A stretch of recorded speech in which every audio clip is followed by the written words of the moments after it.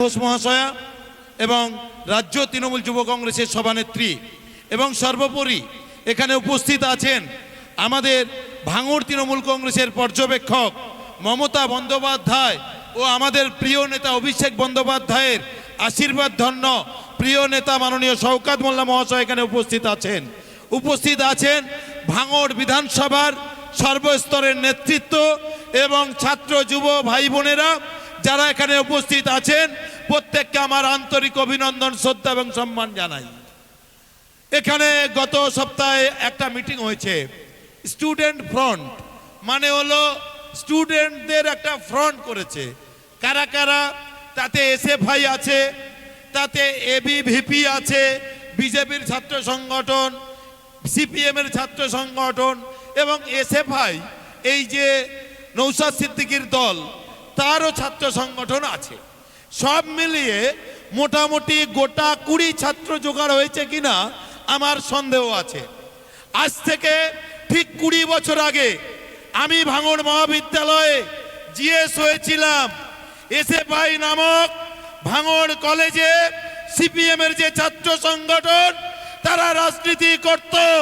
সেখানে যে অন্যায় অত্যাচার হতো সেই অন্যায় অত্যাচারের বিরুদ্ধে, সেই সিপিএম এর বিরুদ্ধে, সেই খুনিদের বিরুদ্ধে যখন আমরা ছাত্ররা রুখে দাঁড়িয়েছিলাম 2006 সালের 21শে ডিসেম্বর সেদিন নির্বাচন হয়েছিল।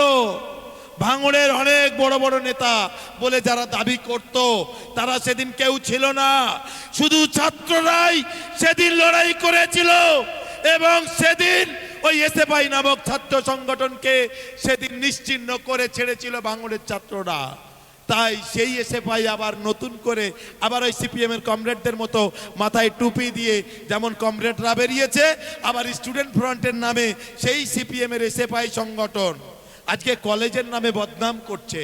ভাঙড় কলেজে আপনাদের ছেলে মেয়েরা পড়ে, সেখানে পবিত্রতা, সেখানে তার পড়াশোনার পরিবেশ, সেখানে তার লাইব্রেরির পরিবেশ, তার মাঠের পরিবেশ, কলেজের প্রত্যেকটা পরিবেশ আপনারা যখন আপনাদের বিধায়ক আমাদের ভাঙড়ের যিনি বিধায়ক হয়ে বসে আছেন 5 বছর, সে ফুরপুরা থেকে এসে, সে জঙ্গিপুর থেকে এসে সে এখানেকার পরিবেশ পরিস্থিতি কি জানে।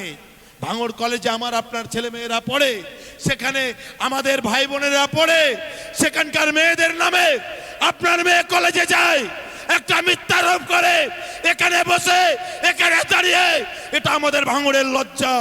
তাই আমি ভাঙড়ের সমস্ত অভিভাবকদের কাছে আমি অনুরোধ করব এবং আমি গার্জেনদের কাছে অনুরোধ করব, আমার ছাত্রছাত্রী ভাই বোনেরা আজকে এখানে অনেক মেয়েরা এসেছে, কলেজের ছাত্রীরা এসেছে, ছাত্ররা এসেছে, আমি তাদেরকে বলবো যে ভাঙড়কে এইভাবে বদনাম করছে কেন, এইভাবে কেন ভাঙড়কে বদনাম করা হচ্ছে, ভাঙড় কলেজকে বদনাম করা হচ্ছে কেন।